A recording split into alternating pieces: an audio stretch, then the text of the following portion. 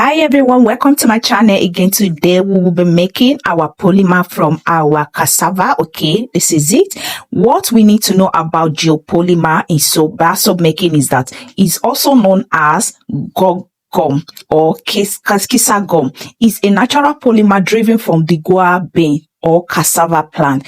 In bar soap making, geopolymer is used as a natural thickener and stabilizer.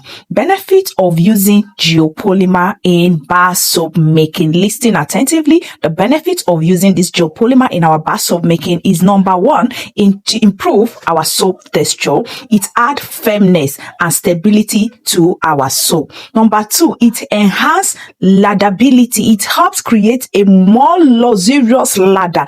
Natural alternative replace synthetic thickness and stabilizer. Skin friendly, that's number four. Skin friendly is gentle and non-irritation. Okay, even if we use it in our bar soap, laundry soap, bathing soap, it has no effect. Okay, and we can use it at the ratio of 0.5 to 2%, okay, of our total soap recipe. All right, so we need to mix this with other natural ingredients. So let's dive into the making process, guys. Stay tuned.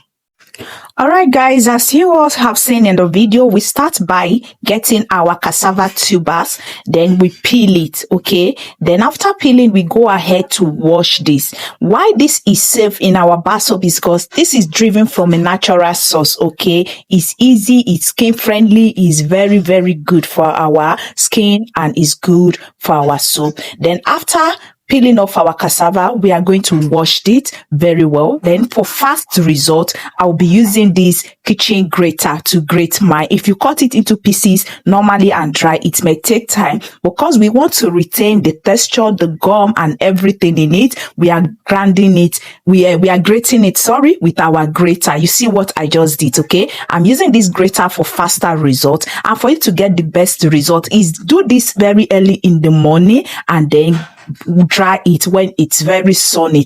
When you do this in the morning and dry it, it will dry immediately. When drying it for fast result, get a sink. You can see I'm drying this on a rooftop. Okay, this is my hand cage. I'm actually drying it on the sink, okay, because the sink produce heat. All right, so dry it on the sink. If you do this very early in the morning, by evening you get this dry texture. You know, we use grater for faster result, and here is already dried.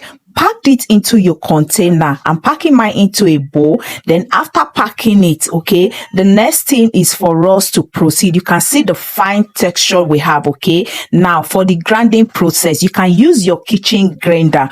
This is what I am doing, because places for me to grind to powder is a bit far away, and I don't have a commercial grinder available, but I'm using what is available now. Okay, because when you use this, you have to sieve it out. Okay, but if you're using the commercial blender, it will save you a lot of stress and energy. Okay, now sieve it. After taking it to commercial grinder and you get back, sieve it. Okay, sieve it like exactly what I am doing. After sieving it into a fine powder, package into a container, and then start making use of it. That is just it. It's simple and it's easy to achieve. So this is just the processing, guys. It's easy and it's safe. If you're hungry like me, you can make amala from it and eat. Okay, guys, this is the soap that we made from it, and here we have our soap cutter, our soap stamps, our modes that are available for sales. Do not forget to send a DM. Bye bye.